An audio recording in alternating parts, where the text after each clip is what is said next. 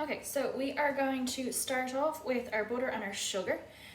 So it's 225 grams of butter or margarine if you have that in the house either. So I've popped that into my bowl. I'm just going to make sure that my bowl is on 0 on my weighing scales there. If you don't have a digital weighing scales and you're using a more traditional one, use a separate bowl and weigh into it and then add it to your mixing bowl. Because I'm using a digital scales, I'm just going to hit 0 and measure each thing in on top of it. So it's 225 grams of butter, it's 140 grams of sugar. So in goes my sugar.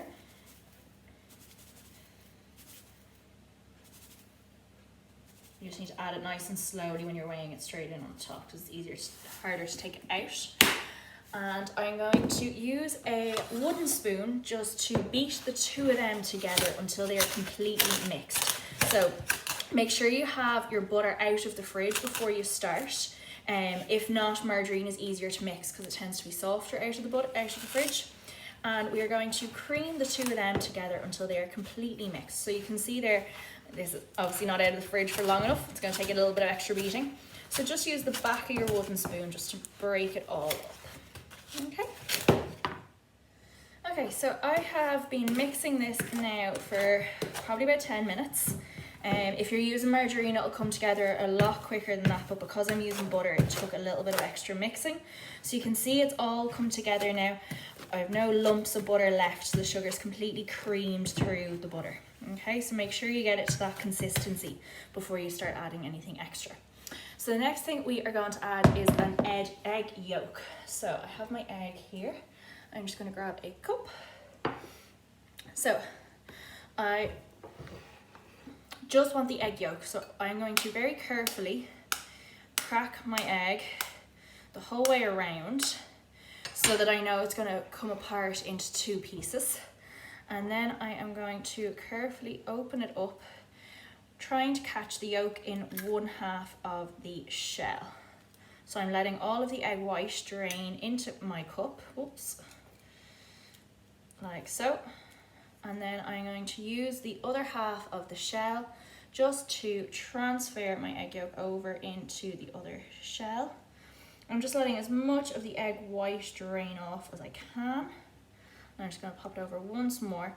Be careful just because if the egg yolk catches the sharp edges of the egg shell, it'll kind of pierce the yolk and then you'll end up with it mixed through your egg white. So once you have all your egg white out there, then you can pop your egg yolk into your mixture. That egg white should be fine in the fridge for a day or 2, so you could add it to something like scrambled eggs, or if you were making some scones or something, you could use it to glaze them, so you can use it up that way. Okay, so I'm just going to mix through my egg yolk until it's completely combined through the mixture. If you wanted to add any kind of liquid flavouring, so you could put some vanilla essence into this. I'm going to add some hazelnuts, so I want to focus on the hazelnut flavour. But if you wanted to add lemon flavouring, so like lemon juice, if you wanted to add some coffee maybe, you'd add it at this stage as well so that it was completely mixed through the mixture. Okay, so you can see there now my egg yolk is completely mixed. So I'm going to move on to adding my dry ingredients now. Okay, so the first of my dry ingredients I'm adding here is my flour. Now I'm cheating a little bit. You can see I have actually put my mixing bowl with my mixture in it on top of a digital weighing scales along with the sieve on top of it. I made sure that it was at 0 when I had added the sieve, and then I'm going to weigh in my flour. So it's 225 grams of plain flour. So we would always use plain flour when we're making biscuits, because we don't want them to rise the way we want cakes to rise. So my flour goes in there.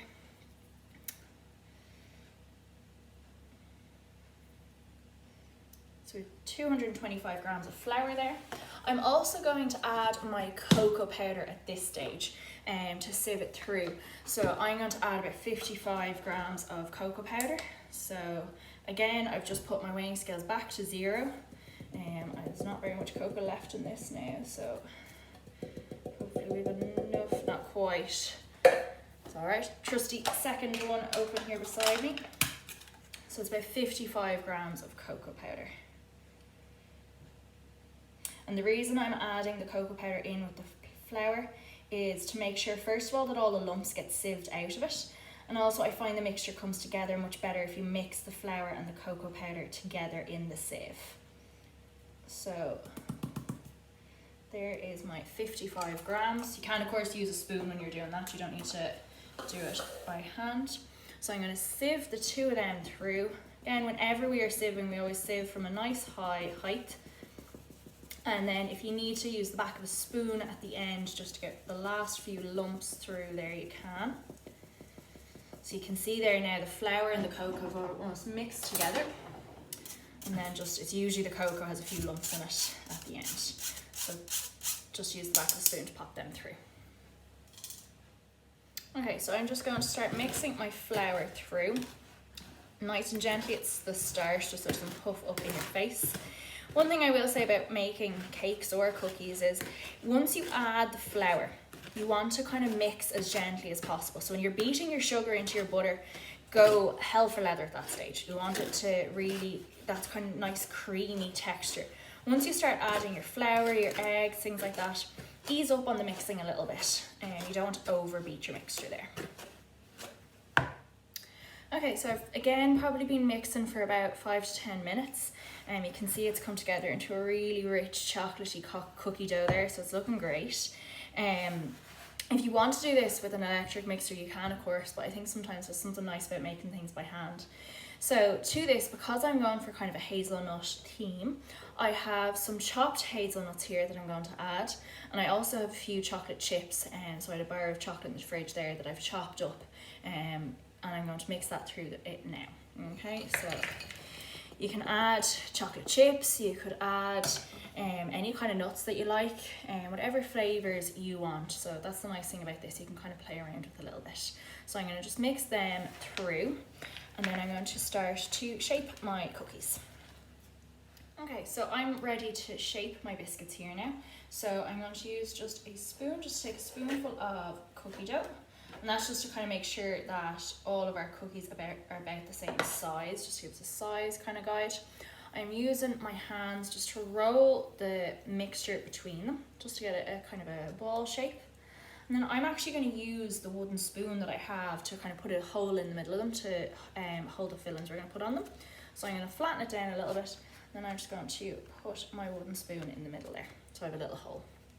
So I'm going to do that for the rest of my cookie mixture. Depending on how big you make them, you can make anywhere between kind of 20 or 30 biscuits out of it.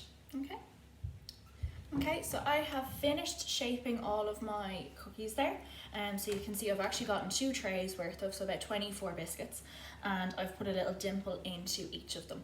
If you wanted to leave them as kind of a flattened ball without the dimple in the middle, you could of course.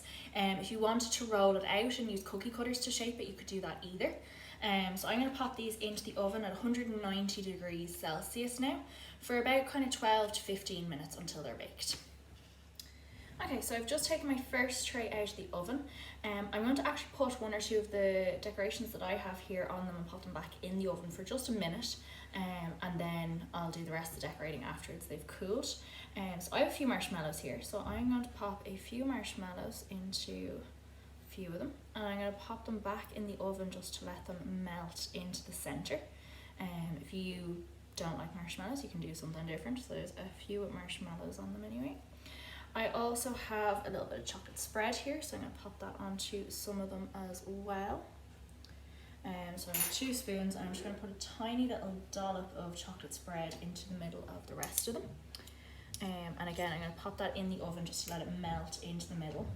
And you can use that then to stick other decorations onto if you want. So you can get as creative as you want at this stage. Okay, so this tray has been back in the oven for a minute or 2, just long enough that you can see the marshmallows have kind of plumped up a little bit, gone a bit melty. So I have a few chocolate chips here that I'm just going to sprinkle on top to finish some of them off. I also have a few little coloured, these are little unicorn shapes that I'm going to stick onto some of the chocolatey ones. So you can decorate them whatever way you want. Okay, so I've let that tray sit there for 2 or 3 minutes just to let them cool slightly. I'm just going to use a palette knife now just to lift them off onto a cooling rack, and let them cool there. So be careful, they're still quite hot. If you wanted to, you could put some icing on top of these instead of marshmallows or chocolate or anything like that. It is completely up to you.